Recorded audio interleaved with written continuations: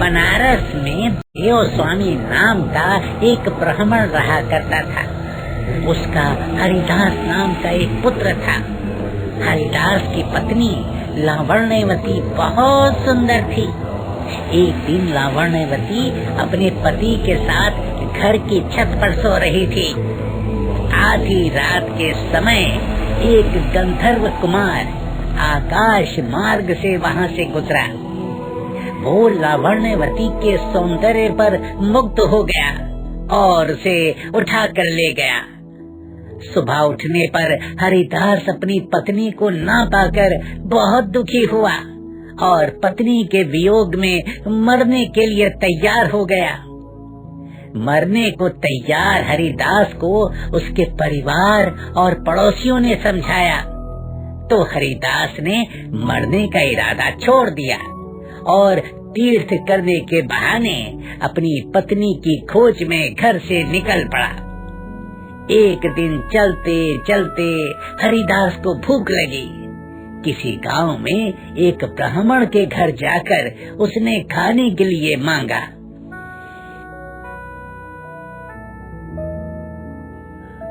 2 दिन से भूखा हूँ माई। घर में रूखा सूखा कुछ खाने को हो तो मुझे दे दो माई। भगवान भला करेगा तुम्हारा। घर में एक कटोरी खीर बची है, ये लो। धन्यवाद माई। अभी खीर खाकर पेट की भूख को शांत करता हूँ। खीर खा लेना। पहले ये बताओ तुम किस इच्छा से मेरे यहाँ आए हो? माई, मैं किसी इच्छा से यहाँ नहीं आया। मैं दर दर भटक रहा हूँ अपनी पत्नी की खोज में। वो कहीं गायब हो गई है। उसकी विरह में मुझे नगर नगर भटकना पड़ रहा है माई। अच्छा, ये बात है। फिर तुम ये खीर यहाँ नहीं खा सकते। क्यों माई? ऐसा क्यों? मैं ये खीर यहाँ क्यों नहीं खा सकता? वो इसलिए, अगर तुम ये खीर किसी तालाब के किनारे बैठकर खाओगे तो तुम जिस इच्छा को लेकर भ्रमण पर निकले हो वो इच्छा अवश्य पूर्ण होगी। क्या क्या क्या माई तुम सत्य कह रही हो? यदि ऐसा है तो मैं अवश्य ही ये खीर तालाब के किनारे बैठकर खाऊंगा। हो सकता है कि मुझे मेरी पत्नी वहाँ मिल जाए। चलता हूँ माई। धन्यवाद। तुम्हारा कल्याण हो।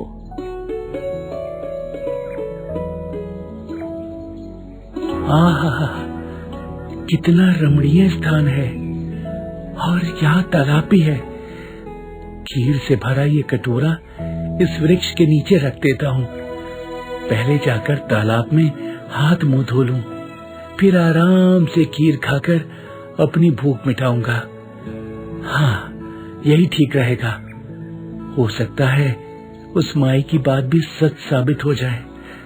तालाब के पास बैठकर खीर खाने से मेरी मनोकामना पूर्ण हो जाए।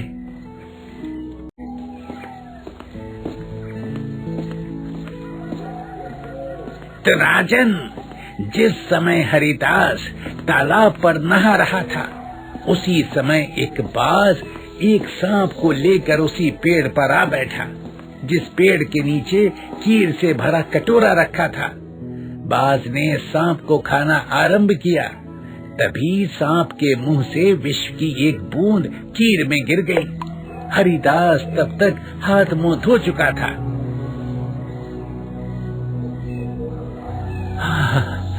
चलो, हाथ मुंह तो धो लिया, अब चलकर खीर खा लेता हूँ। शायद ब्राह्मणी की बात सत्य हो और मेरी इच्छा पूरी हो जाए।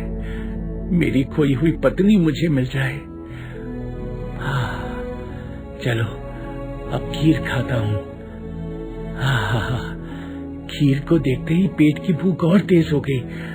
यहीं धरती पर बैठता हूँ और खीर का स्वाद लेता हूँ। ईश्वर उस ब्राह्मणी का कल्याण करे जिसने मुझे खीर दी।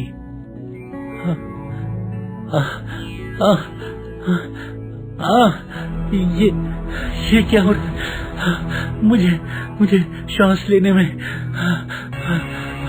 कठिनाई क्यों हो रही है? ये क्या, मेरा शरीर नीला क्यों पड़ता जा रहा है? अवश्य ब्राह्मणी ने खीर में मुझे विष दिया है, मुझे जान से मारना चाहती है। मैं वापस उसी ब्राह्मणी के पास जाता हूँ और उसे विष देने का कारण पूछता हूँ। मेरे पैर भी लड़खड़ा रहे हैं, ईश्वर मेरी मदद कर। अरे कौन हो तुम और मेरे दरवाजे तक कैसे आए?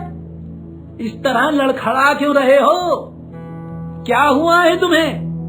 बोलो बोलो। तुम्हारे शरीर में विष का प्रभाव है? तुम्हारा शरीर इस कदर नीला पड़ गया है, क्या तुम्हें किसी जहरीली चीज ने काटा है? मैं बहुत अधिक जीवित नहीं रह सकता, मेरे शरीर में विष फैल चुका है। वही तो पूछ रहा हूँ, तुम्हारे शरीर में जहर कैसे फैला? किसने दिया तुम्हें जहर और क्यों दिया? इसी घर में तुम्हारी पत्नी ने मुझे खीर में विष मिलाकर दिया। मैं यही खीर खाना चाहता था, लेकिन उसने मुझे तालाब के पास खीर खाने का प्रलोभन दिया।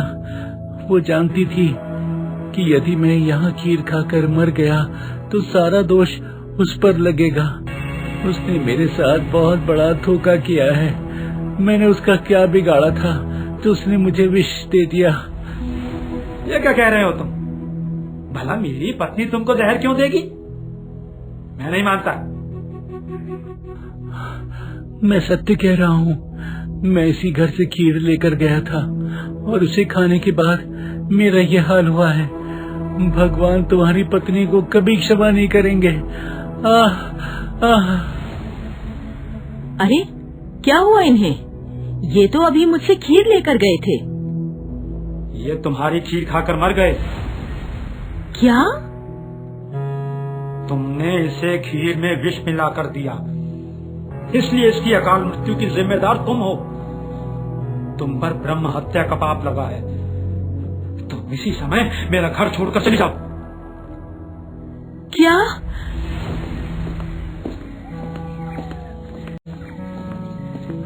हाँ तो राजन बताओ, हरिदास की अकाल मृत्यु के लिए कौन दोषी है, सांप, बाज या ब्राह्मणी? यदि मेरे प्रश्न का उत्तर जानते हुए भी नहीं दोगे तो तुम्हारा सिर टुकड़े टुकड़े हो जाएगा। बेताल, इन तीनों में से कोई भी दोषी नहीं है। भला वो कैसे राजन? सांप इसलिए दोषी नहीं है क्योंकि वो बाज के वश में था, और बाज इसलिए दोषी नहीं क्योंकि वो भूखा था। जो उसे मिल गया उसी को खाने लगा। भला बाज का क्या दोष? ब्राह्मणी इसलिए दोषी नहीं थी क्योंकि उसने अपना धर्म समझकर हरिदास को खीर खाने को दी और अच्छी खीर दी थी। विष तो उसमें बाद में गिरा।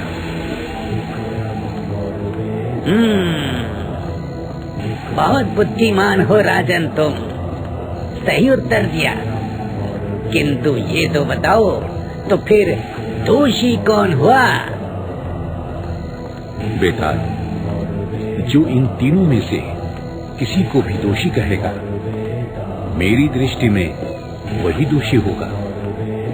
ब्राह्मण ने ब्राह्मणी को दोषी मानकर उसे घर से निकाल दिया, इसलिए वास्तविक दोषी तो ब्राह्मण है। वाह राजन वाह, एक बार फिर से मैं तुम्हारी बुद्धि का लोहा मान गया। बिल्कुल सत्य उत्तर दिया, सही उत्तर दिया। किंतु बीच रास्ते में बोलकर तुमने अपना वचन भी भंग कर दिया, इसलिए अब मैं तेरे साथ आगे नहीं जा सकता राजन। तो फिर मैं चला।